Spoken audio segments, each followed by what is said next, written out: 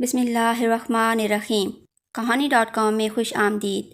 شروع کرتے ہیں آج کی دلچسپ اور سبق آموز کہانی۔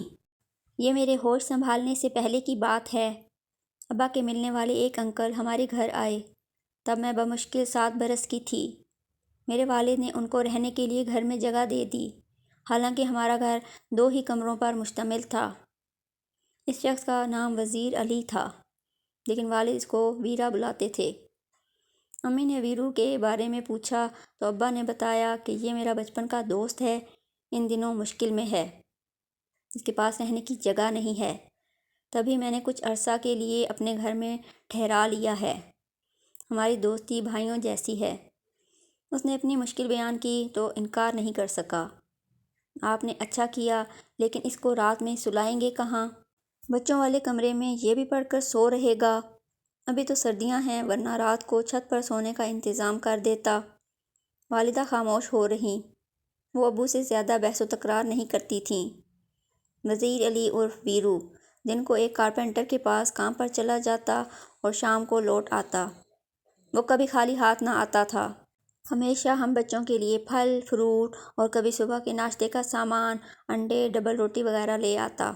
وہ صرف ناشتہ ہمارے گھر سے کرتا، دوپہر کا کھانا اپنے کارپینٹر دین محمد کے پاس دکان پر، اور رات کو بھی کہیں باہر سے کھا لیتا تھا۔ کبھی کبھی جب وہ آ جاتا تو والد اصرار کر کے اسے رات کے کھانے پر ساتھ بٹھا لیتے۔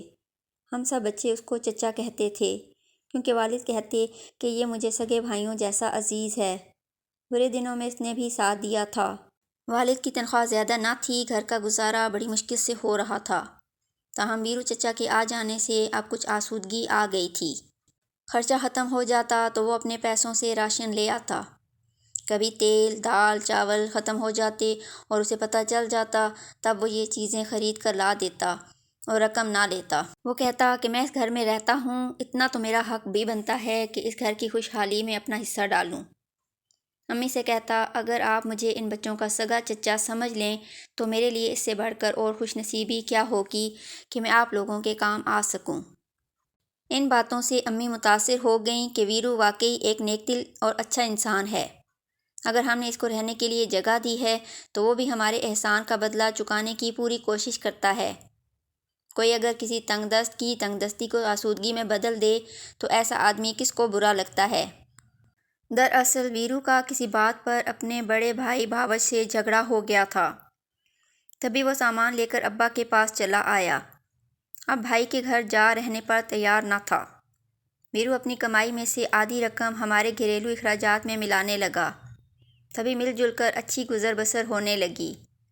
مالی لحاظ سے میرے والدین کو بھی سہولت ہو گئی۔ ہم کل 4 بہن بھائی تھے، سبھی مجھ سے چھوٹے تھے۔ یہ نادانی کا وقت تھا۔ مجھے ویرو چچا اچھے لگتے تھے۔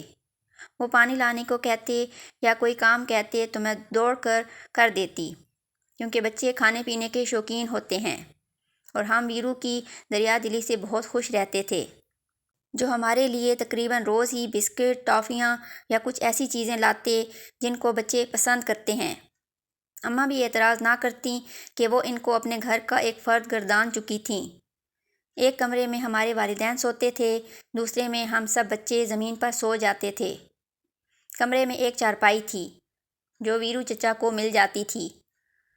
اب تو اس شخص کو چچا کہتے بھی شرم آتی ہے، لیکن یہ روداد اس وجہ سے لکھ رہی ہوں کہ وہ والدین جو غیروں پر بھروسہ کر لیتے ہیں، میری زندگی سے سبق حاصل کریں۔ یہ ایک حقیقت ہے، کوئی مانے یا نہ مانے۔ دنیا میں کوئی کسی کا نہیں ہوتا۔ اپنے غیر تو بن سکتے ہیں، لیکن غیر اپنے نہیں بن سکتے۔ بچے دن بھر کھیل کود سے تھک ہار کر رات کو گہری نیند سوتے ہیں۔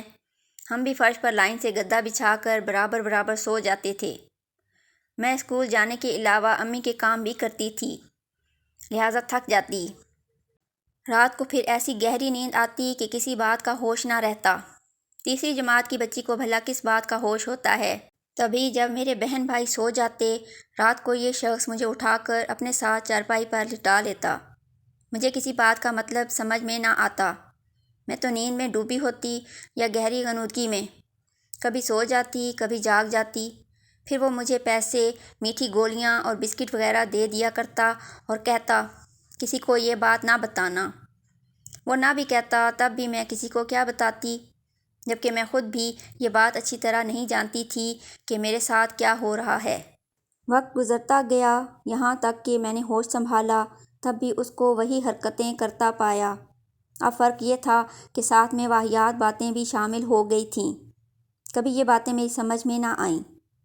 جس چارپائی پر ویرو سوتا تھا اس کے آنے سے قبل یہ چارپائی میری تھی اور میں اس پر سویا کرتی تھی، جبکہ میرے چھوٹے بہن بھائی فرش پر بچھے گدے پر سویا کرتے تھے۔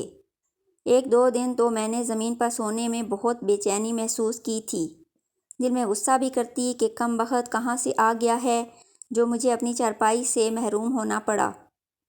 ویرو روزانہ بہت صبح بیدار ہو جاتا اور اٹھ کر باہر چلا جاتا، تب اپنی چارپائی پر پڑے رہنا مجھے بہت سکون دیتا۔ مجھ کو یہ کبھی خیال نہ آیا کہ یہ سب کچھ میرے حق میں برا ہے اور میں خسارے میں پڑی ہوں۔ ہم بچوں کے کمرے کے ساتھ تھوڑی سی زمین تھی۔ ویرو نے ابا کو صلاح دی کہ اگر تم برا نہ مانو تو اس پر 4 دیواری بنوا کر کڑیوں کی چھت ڈلوا دوں۔ کارپینٹر تو اپنا استاد ہے، چھت، کھڑکیاں، دروازے سب بہت کم پیسوں میں بن جائیں گے، مزدوری میں خود کر لوں گا۔ ابا اس تجویز پر خوش ہو گئے، یوں بھی گھر میں ایک کمرے کی اشد ضرورت تھی۔ انہوں نے کہا، سر میں کڑوے تیل کی جگہ گھی پڑ جائے تو کیا برا ہے، بسم اللہ کرتے ہیں۔ دیکھتے ہی دیکھتے چند دنوں میں ایک چھوٹا سا کمرہ تیار ہو گیا۔ ویرو نے ہمارے کمرے کے درمیان دروازہ بنوا دیا تاکہ نیا کمرہ دوسرے کمرے سے جڑا رہے۔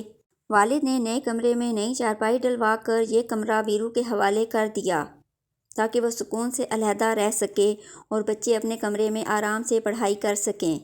اب ہم بہنیں اگرچہ اپنے کمرے میں سوتی تھیں اور ویرو نئے میں، مگر درمیانی دروازہ آسانی سے کھل جاتا تھا۔ تبھی جب میرے والدین اور بہن بھائی سو جاتے تو یہ شخص چپکے سے ہمارے کمرے میں آ جاتا۔ اب مجھ کو کچھ سمجھ آ گئی تھی۔ میں اسے کہتی، چاچا ہمارے کمرے میں رات کو نہ آیا کرو ورنہ میں ابا کو بتا دوں گی۔ تبھی وہ مجھے یہ کہہ کر ڈراتا کہ تمہارا ابا تمہاری بات کا یقین نہ کرے گا بلکہ میری بات کا یقین کرے گا، کیونکہ میں اس کو اپنی آدھی تنخواہ دیتا ہوں۔ میں کہہ دوں گا کہ تم خود آتی ہو کیونکہ تم لوگ ہر روز مجھ سے چیزیں لینے کی فرمائش کرتے ہو اور میں لاتا بھی ہوں۔ کبھی فرمائش پوری نہیں کر سکتا تو تم اسی غصے میں میری شکایت کرتی ہو۔ یہ ایک بودھی سی تعویل تھی لیکن میں دبک جاتی کیونکہ اس نے مجھے بہت ناسمجھی کی عمر سے دبکا لیا تھا، تو میں اس سے ڈرتی بھی بہت تھی اور پھر میری ایک نہ چلتی۔ 8 برس یہ شخص ہمارے ساتھ رہا اور اپنے معمول سے نہ ہٹا۔ ادھر میرے والدین اس کی خیر خواہی میں فکر مند رہتے تھے کہ کب تک ویرو کنوارا رہے گا، اب اس کی شادی کروا دینی چاہیے تاکہ اس کا گھر بس جائے۔ ابا کے کہنے پر والدہ نے اس کے لیے شریک حیات کی تلاش شروع کر دی تھی۔ بالآخر ایک جان پہچان کے متوسط گھرانے میں رشتہ ڈھونڈ لیا اور وہاں ویرو کا نکاح ہو گیا۔ شادی کے بعد کچھ دن تو وہ اپنی بیوی میں کھویا رہا، پھر وہی پرانی روش دہرائی جانے لگی۔ جب اس کی بیوی میکے جاتی وہ ہمارے کمرے میں گھس آتا۔ میں کسی کو بتا بھی نہ سکتی تھی، دل ہی دل میں جلتی کڑتی رہتی تھی۔ والدین نے تربیت ایسی کی تھی کہ کسی بات پر زبان کھولنا گردن زنی والی بات تھی۔ ابا سے بھی ڈرتی تھی کہ جانے کیا کر گزریں، نہ ہی تب مجھ میں اتنی ہمت تھی کہ امی کو ہی بتا دیتی۔ ویرو سے میرا جھگڑا ہو جاتا تو وہ کئی قسم کی ڈراؤنی دھمکیاں دے کر مجھے چپ رہنے پر مجبور کر دیتا۔ وہ عمر میں مجھ سے کافی بڑا تھا تبھی مجھ پر اس کا بہت رعب تھا۔ میں پوری طرح اس کے دباؤ میں تھی۔ ایک دن اس نے کہا کہ میرا استاد کام بہت لیتا ہے اور معاوضہ کم دیتا ہے، میں الگ سے دکان کرنا چاہتا ہوں تاکہ کچھ رقم اکٹھی ہو تو اپنا گھر لے سکوں۔ والد نے اپنے دوستوں سے قرض لے اور کچھ اپنی جمع پونجی اس کو دے کر دکان کھول دی۔ وہ چند ماہ میں ہی سارا مال ختم کر کے چلتا بنا۔ وہ تو چلا گیا لیکن اس کی وجہ سے میرا ضمیر مجھ کو ملامت کرتا رہا اور میں گوں نہ گوں الجھنوں کا شکار رہی۔ میرا خیال کہیں ہوتا تھا، کام کہیں۔ عجیب خپتی ہو گئی تھی۔ سہیلیاں میری حالت دیکھ کر کڑتیں۔ وہ سمجھتیں کہ مجھ کو کسی سے محبت ہے اور میں اسی کے خیالوں میں کھوئی رہتی ہوں۔ انہیں کیا معلوم کہ مجھ کو اپنی اس داغدار ردا کا غم ہے جس کو ایک ظالم تار تار کر گیا ہے۔ میں امتحان میں بھی اس وجہ سے کامیاب نہ ہو سکی۔ وہ شخص جا چکا تھا، میری سنہری عمر بھی میلی ہو کر نکل چکی تھی، مگر دل کی خلش ہے کہ ختم نہیں ہوتی۔ اس کے بعد جتنے بھی حادثے میری زندگی میں ہوئے، میں اسی شخص کو ہی ان کا ذمہ دار سمجھتی ہوں۔ اس کے چلے جانے کے بعد احساس زیاں میں اس بری طرح گرفتار ہوئی کہ ہر وقت پژمردہ اور کھوئی کھوئی رہنے لگی۔ سوچ سوچ کر دماغ معوف ہو گیا تھا کہ اس گندے انسان کو کیسے موت کے گھاٹ اتاروں۔ حالانکہ یہ کام میرے بس کا تھا ہی نہیں۔ دعا کرتی، خدا کرے یہ کہیں چلا جائے، اس کا ایکسیڈنٹ ہو جائے یا یہ ڈوب کر مر جائے۔ جب وہ چلا گیا تو کچھ دن تک میں نے سکھ کا سانس لیا، قدرے سکون بھی ملا۔ میں اپنے کزن نعمان کو بہت چاہتی تھی۔ اس کے ساتھ مجھ کو اس بات کا شدید احساس تھا کہ میں اس کے قابل نہیں ہوں۔ عرصے تک بس چپکے چپکے اس کی پرستش کرتی رہی، اور میری بدنصیبی دیکھیے کہ جب وہ خود میرا بن جانے پر راضی ہوا تو میں نے خود ہی انکار کر دیا۔ یہ انکار کرتے وقت میرے دل پر قیامت گزر گئی، لیکن اس کے سوا چارہ نہ تھا۔ انہوں نے میرا رشتہ میرے والدین سے مانگا تھا۔ ہمارے درمیان محبت کا کوئی چکر نہ تھا، مگر نعمان مجھے پسند کرتا تھا اور اس کی دلہن بننا تو میرا سب سے خوبصورت خواب تھا۔ جب والدین نے ہاں کہہ دی تو ایک روز نعمان نے مجھ سے بات کی، بلکہ یہ کہوں کہ میری رضامندی کے بارے پوچھا۔ اس نے میری رائے لیتے وقت کہا تھا کہ دیکھو بینا، اگر مجھ کو پسند کرتی ہو تو ہاں کہنا، میں تم کو ہر قیمت پر حاصل کروں گا، مگر ایک بات تم نے مجھ کو بتانی ہوگی کہ تمہارا ماضی میں کسی سے تعلق تو نہیں رہا، اور میں جھوٹ کبھی برداشت نہ کروں گا۔ یہ سنتے ہی میرے سارے خواب پل بھر میں ٹوٹ گئے۔ بھلا میں نعمان کو یہ کیسے بتا دیتی کہ میں اپنی زندگی کی سب سے قیمتی متاع لٹا چکی ہوں اور اب ان کے قابل نہیں رہی، یا پھر میں جھوٹ بول کر ان کو کیسے دھوکہ دیتی جس کی میں کسی دیوتا کی طرح پرستش کرتی تھی۔ تب دل پر پتھر رکھ کر مجھے یہی کہنا پڑا، میرا خیال چھوڑ دو نعمان، مجھے تم اچھے لگتے ہو مگر شادی کے نقطۂ نظر سے نہیں۔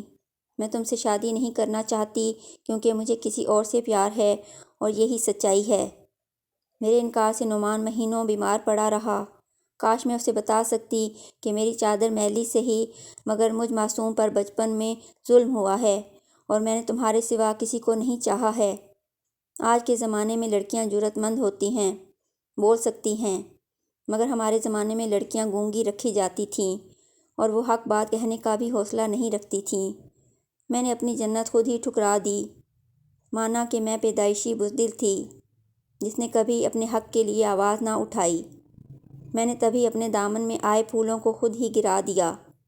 مجھے اقرار ہے کہ میں نے غلط کیا، مگر میں اور کیا کرتی؟ نعمان کا مزاج سمجھ لیا تھا۔ اپنی مجبوری کی داستان اپنے اوپر ظلم کی آپ بیتی سنا بھی دیتی تو یقین نہ تھا کہ مجھے معافی مل جاتی۔ عارضی معافی تو ہر مرد دے دیتا ہے اور اعلیٰ ضرب بھی بن جاتا ہے، مگر دل میں ان کے جو کانٹا اتر جاتا ہے اسے نکالنا مرد کے اپنے بس کی بات بھی نہیں ہوتی۔ میں یہ بھی جانتی تھی کہ اس لمحے کے بعد جب میں نے نعمان سے شادی سے انکار کیا، کبھی سکھ سے نہ جی سکوں گی، اور کوئی اور مجھ کو اتنا پیار نہ دے سکے گا، مگر کیا کرتی؟ کیسے ان سے جھوٹی قسم کھا کر کہہ دیتی کہ میں بہار کا تازہ جھونکا ہوں، میں ایک انچھوئی کلی ہوں۔ آج مگر سب سے کہوں گی کہ جو غلطی ایک اجنبی پر بھروسہ کر کے میرے والد نے کی تھی، ایسا کوئی مت کرنا۔ اگر کرے تو بھی بہت سوچ سمجھ کر اور احتیاط سے، اپنی آنکھیں کھلی رکھے، اولاد پر کڑی نگاہ رکھے اور اجنبی پر بھی، تاکہ کسی بدطینت انسان کے قدم جمنے نہ پائیں، ورنہ اس کی معصوم بچی کو اس غفلت کا خمیازہ کبھی نہ ختم ہونے والے عذاب کی صورت بھگتنا پڑے گا۔ جب نعمان کی شادی کسی اور لڑکی سے طے ہو گئی تو بھی وہ مجھ سے ملنے آیا اور کہا کہ کاش تم سے میری شادی ہو پاتی۔ تمہارے انکار نے میری امیدوں پر اوس ڈال دی تھی، مگر ایک استدعا ہے کہ میری شادی میں ضرور آنا۔ تم نہ آؤ گی تو میں سہرا نہ باندھوں گا۔ کیا لکھوں کس دل سے میں اس کی شادی میں گئی تھی۔ خوشی کا مقام تھا، مگر مجھے تو لگتا تھا آج ساری دنیا کا اندھیرا میرے دل میں بھر گیا ہے۔ دل اور روح میں یہ اندھیرا بھرنے سے بہتر تھا کہ میری آنکھوں میں ہمیشہ کے لیے بھر جاتا اور یہ منظر میں نہ دیکھتی کہ روز ہی تصور میں یہ منظر آتا ہے اور مجھے جی بھر کے رلاتا ہے۔ یہ تھی آج کی کہانی۔ اگر ویڈیو پسند آئے تو اسے لائک اور شیئر کریں، چینل کو سبسکرائب کریں اور بیل نوٹیفیکیشن آن کر دیں تاکہ ہماری آنے والی ہر کہانی آپ کو بروقت مل سکے۔ کمنٹس میں اپنی قیمتی آراء سے ضرور آگاہ کریں۔ اپنا اور اپنے چاہنے والوں کا بہت زیادہ خیال رکھیں۔ اللہ حافظ۔